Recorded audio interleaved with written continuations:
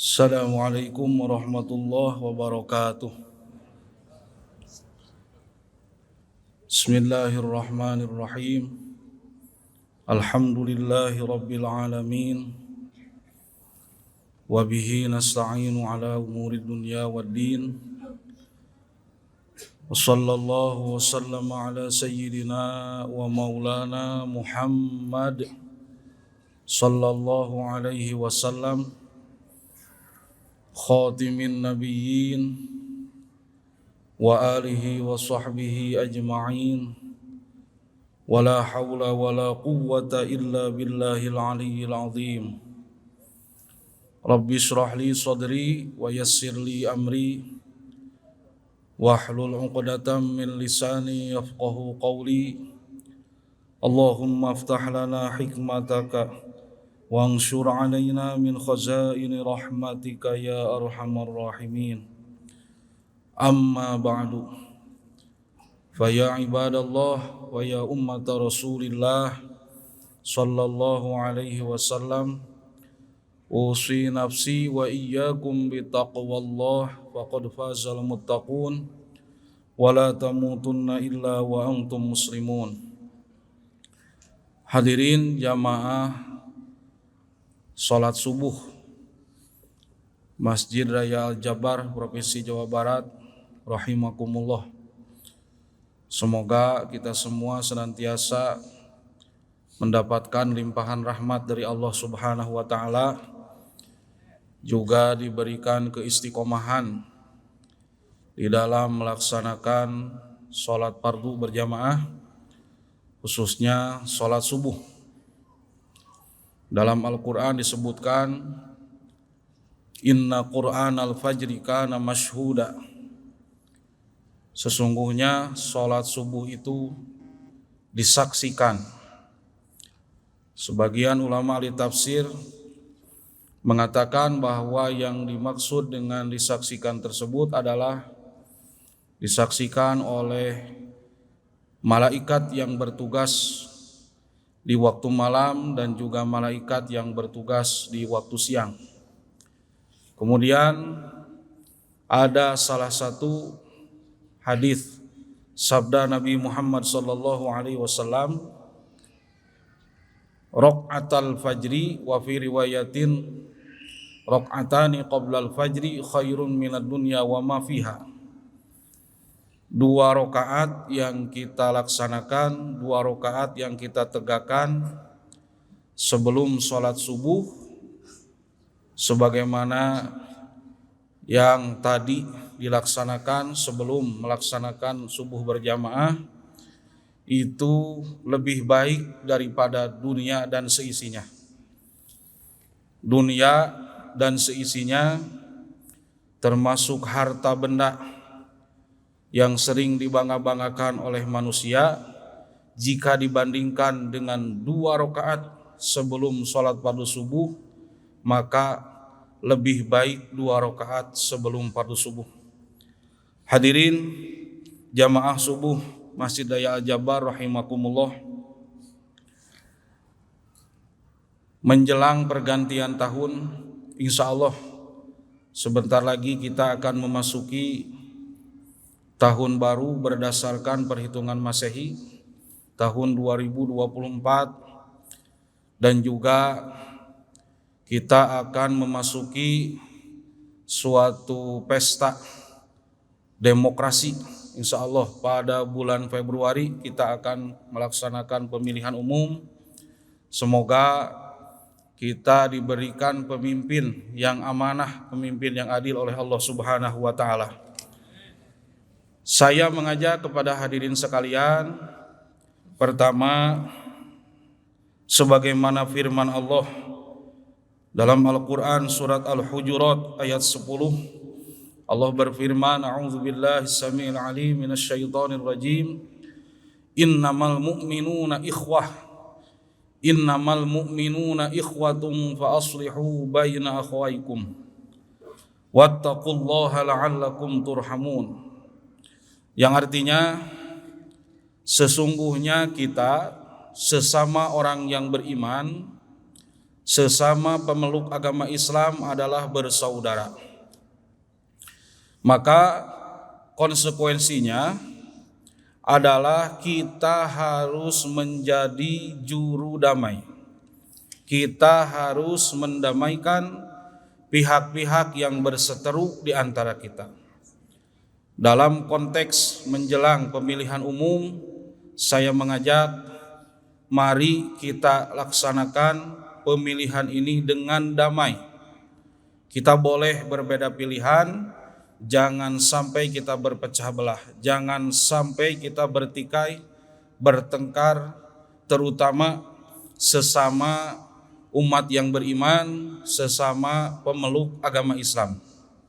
Bertakwalah kepada Allah dengan senantiasa menjalankan semua yang diperintahkan oleh Allah dan menjauhi semua yang dilarang oleh Allah, agar kita mendapatkan rahmat dari Allah Subhanahu wa ta'ala. Dalam hal ini apa saja dalam rangka merawat, memelihara persaudaraan di antara kita, apa saja perintah Allah, apa saja larangannya, perintah yang harus kita laksanakan dan larangan yang harus kita jauhi, dilanjutkan di dalam ayat yang selanjutnya, ayat 11, Allah berfirman, ya ayyuhalladzina amanu la yaskhar qaumun min qaum asa an yakunu khairan minhum wala nisa'um min nisa'in asa an yakunna khairan minhun. Yang pertama, tugas kita adalah dalam rangka membangun ketakwaan kepada Allah Subhanahu wa ta'ala. Jangan saling mencaci maki di antara kita, jangan saling membuli, jangan saling mengolok-olok, jangan saling mengejek.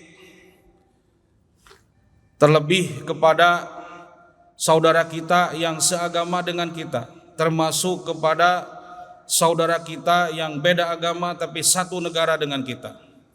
Dalam hal ini adalah ukhuwah wataniyah, persaudaraan karena satu bangsa, satu negara, satu wilayah.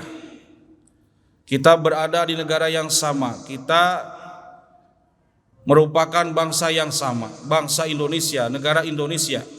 Jangan saling mengejek, jangan saling mencaci maki, terutama karena beda pilihan. Dalam hal ini adalah menjelang pemilihan umum. Tidak dibenarkan dan tidak diajarkan dalam ajaran Islam. Tidak ada ajaran mencaci maki, tidak ada ajaran mengejek, tidak ada ajaran mengolok-olok.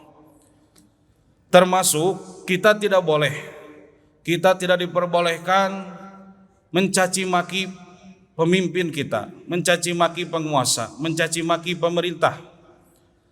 Kita tidak diperbolehkan.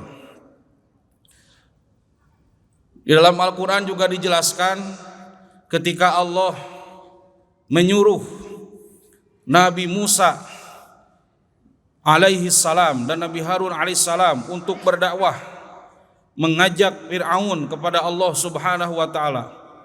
Allah memerintah kepada Nabi Musa dan Nabi Harun agar menggunakan bahasa yang lemah lembut, bahasa yang tidak dipenuhi dengan caci maki, bahasa yang tidak dipenuhi dengan nada mengolok-olok. Allah berfirman, faqula lahu qawlan layyina la'allahu yatadzakkaru aw yakhsha. Jika nanti kamu pada waktunya berdakwah kepada Fir'aun, gunakan bahasa yang lemah lembut. Siapa tahu Fir'aun menjadi lembut hatinya, menjadi sadar.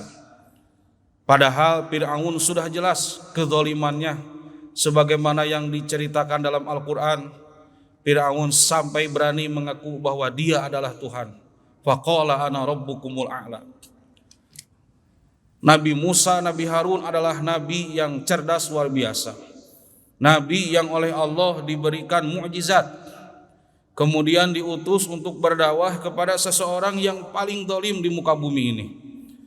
Kemudian kenapa kita, jika kita beralasan kita berdakwah, kita mau menyadarkan, kita mau mengingatkan pemerintah atas kelalaiannya, atas kedalimannya. Kenapa menggunakan caci maki? Kenapa menggunakan umpatan? Kenapa dengan mengolok-olok? Kenapa dengan menghina? Apakah kita merasa lebih baik daripada Nabi Harun dan Nabi Musa? Dan apakah pemerintah, penguasa lebih zalim daripada Fir'aun? Itu yang harus kita perhatikan. Kemudian di dalam Al-Quran juga disebutkan, Allah berfirman, wa kadzalika nuwalli ba'dadh zalimina ba'dhum bima kanu yaksibun. Ada salah seorang mufassir yang bernama Syekh Ali As-Sabuni, dalam kitab Sofwatut Tafasir beliau berkata, tafsir ayat tersebut adalah nusallitu ba'dadh zalimina ba'dhan bisababi kasbihim lil ma'asi wadh-dhunub. Artinya, Allah akan menguasakan, Allah akan mengangkat seseorang yang zalim menjadi pemimpin bagi mereka yang juga sama zalim. Kenapa? Karena kemaksiatan yang mereka perbuat, karena dosa yang mereka lakukan. Mencaci maki adalah perbuatan dosa, menghina adalah perbuatan dosa. Ketika kita suka menghina, ketika kita suka berbuat zalim, jangan menyalahkan siapapun jika nanti ke depannya kita mempunyai pemimpin yang juga zalim. Mari kita berintrospeksi diri. Kemudian ada salah seorang sahabat Nabi yang bernama Abdullah bin Abbas radhiyallahu anhu, beliau berkata, "Idza radhiyallahu an qaumin walla amrahum khiyarahum."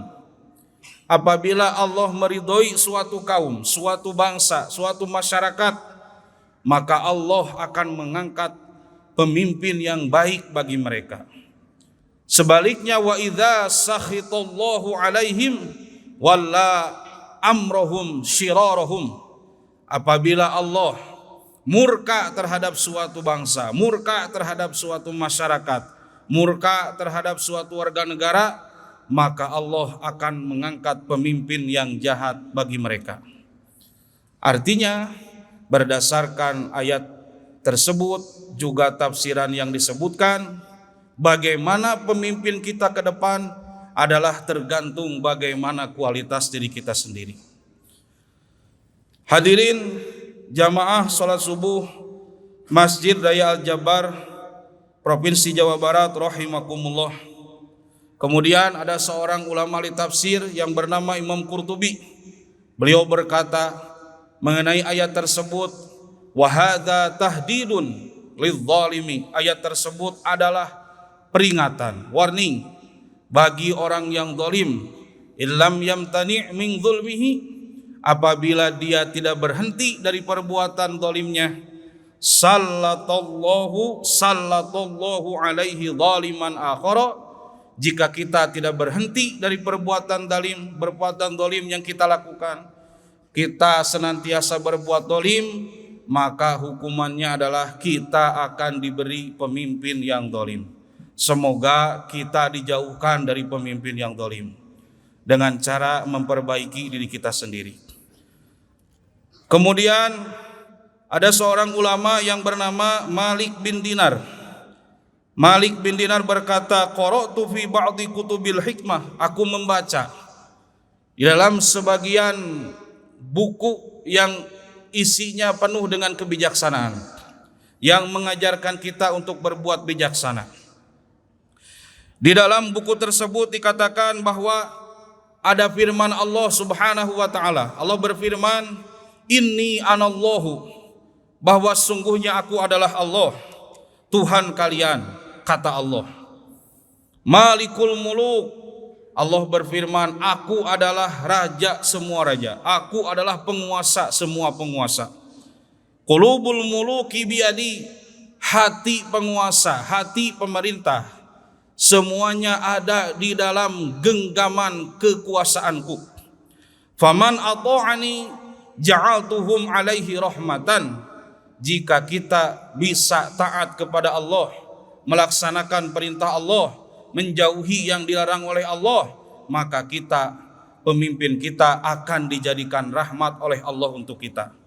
Wa man asani ja'altuhum alaihi niqmatan. Tapi jika kita durhaka, kita maksiat, kita melawan perintah Allah, kita melanggar larangan Allah, maka jangan menyalahkan siapapun, apalagi menyalahkan Allah jika nanti kita diberi pemimpin yang jahat, pemimpin yang ada menjadi musibah bagi kita. Na'udzubillahi min dzalik.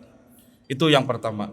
Jangan mencaci maki, jangan menghina, jangan mengejek siapapun, termasuk pemimpin kita, termasuk pasangan calon legislatif, calon presiden yang kita sudah menentukan pilihan. Kita jangan mengejek calon yang tidak akan kita pilih. Jangan kampanye hitam. Jangan membukakan aibnya jika kita tahu aibnya. Kewajiban kita sebagai muslim, ketika kita mengetahui aib seseorang, kita harus menutupnya. Jangan menyebarkannya. Kemudian masih di dalam ayat yang sama, Allah berfirman, wala talmizu anfusakum, wala talmizu anfusakum. Kewajiban kita, karena kita oleh Allah disebutkan sebagai orang yang beriman itu bersaudara, maka kita juga tidak boleh merendahkan diri kita sendiri, karena kita sudah dimuliakan oleh Allah. Walaqad karramna bani adama wala tahinu wala tahzanu wa antumul a'laun. Kita ditinggikan derajatnya oleh Allah, kita dianugerahi akal oleh Allah. Jangan merendahkan diri sendiri, jangan menghina diri sendiri, jangan pesimis, kita harus optimis, dan jangan berputus asa dari rahmat Allah Subhanahu wa taala. Kemudian Allah juga berfirman masih dalam ayat yang sama, dalam rangka merawat persaudaraan di antara kita semua, wala tanabazu bil alqab. Jangan kita memanggil orang lain dengan panggilan yang jelek, dengan julukan yang jelek. Kalau kata orang Sunda, dengan landihan anu goreng. Tidak boleh memanggil orang lain, betapapun buruk perilaku dia, betapapun jelek akhlak dia. Bahkan jangan sampai dijadikan alasan karena beda agama, beda pilihan politik, kita memanggil orang yang beda pilihan dengan kita dengan memakai panggilan yang jelek, yang tidak enak di hati dia. Tidak boleh. Apalagi dengan menggunakan bahasa-bahasa yang kasar dan lain sebagainya. Bi'sal ismul fusuqu ba'dal iman wa man lam yatub fa ulaika humudz zalimun. Seburuk-buruknya panggilan sesudah iman adalah kefasikan.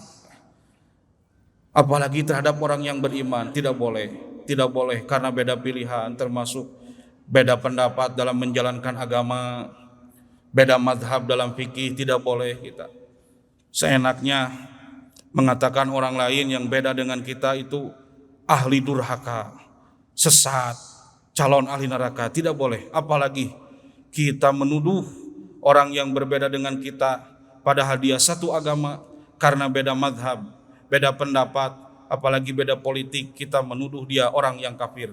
Man roma mu'minan bi kufrin fa alaihi kufruh. Jika kita berani menuduh orang lain sebagai orang kafir, maka tuduhan tersebut akan kembali kepada kita. Na'udzubillahi min dzalik. Barang siapa yang tidak bertaubat dari perbuatan mencela, dari perbuatan mencaci maki, dari perbuatan menghina, dari perbuatan mengejek, dari perbuatan fitnah, adu domba, provokasi dan lain sebagainya, dari perbuatan memanggil orang lain dengan panggilan yang jelek, yang tidak enak di hatinya, itu jika tidak bertobat, firman Allah, faulaika humudz zalimun, maka merekalah orang-orang yang zalim.